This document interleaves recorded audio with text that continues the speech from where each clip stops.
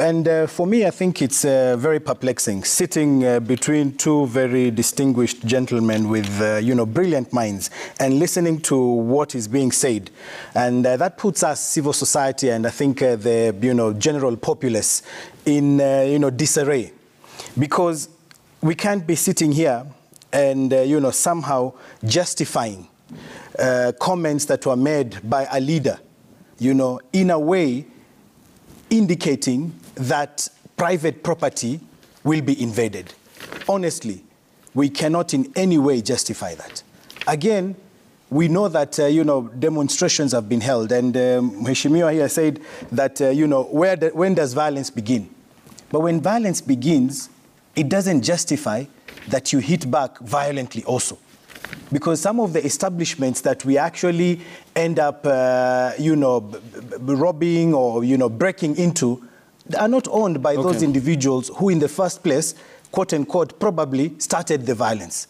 These are innocent people who have their establishments. It took someone maybe a lifetime of savings to get to where they are.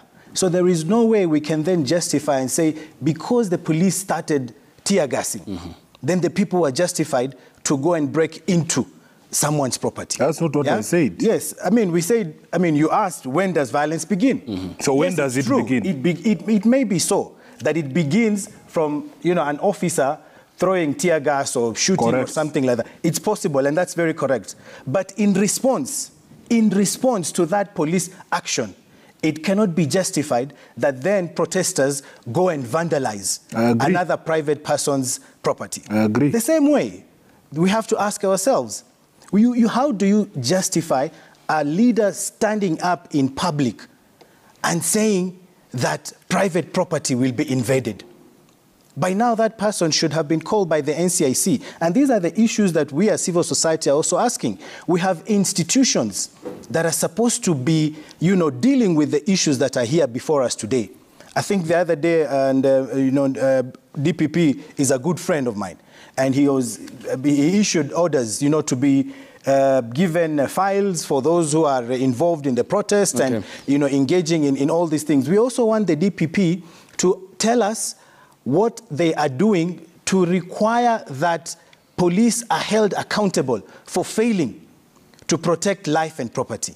There are people who've been killed in protests. That's absolutely unacceptable. By who? By who? By the police. They shoot to kill in Maseno and other places in Kisumu. We have to be fair. And their institutions that are mandated have been given the powers by the law to ensure, and I think it's in one of the papers today, where the buck stops at. And these are questions that we must ask. And for me, for my brothers who are here, and I said this very clearly, Kenya is blessed with brilliant minds. And they include the two gentlemen who are in the studio here today.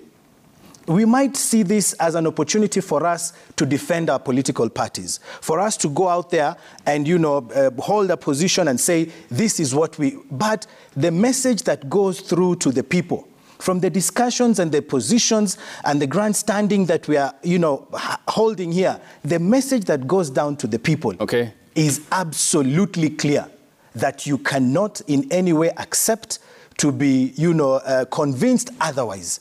And that is something we must start thinking, because as youth and youthful leaders in this country, we are supposed to be the agents of change. Thank you. For those who are out there, they've been there for many years. It's difficult. Sisi Waswahili tunasema samaki mkunje angali mbichi. And we expect leadership from the leaders that, are seated here and in many other places. And if we are able to do that, if we're able to do that and be, very clearly this is the law, for example, that protests are a right, and there is absolutely no one, not the IG, not the cabinet secretary, not even the president can deny the people that right. But then if we go out there and then we say, you cannot, or the police have done ABCD, or the protesters have done ABCD, and you can see people, protesters selling, we saw that, stones, 5 shillings, 10 shillings, and it's clear to everyone. We saw that. Thank you. But then if we don't speak up against that, and we don't hold those institutions accountable as leaders here, I think then we're not doing service to our country. Thank you. Yes, Senator.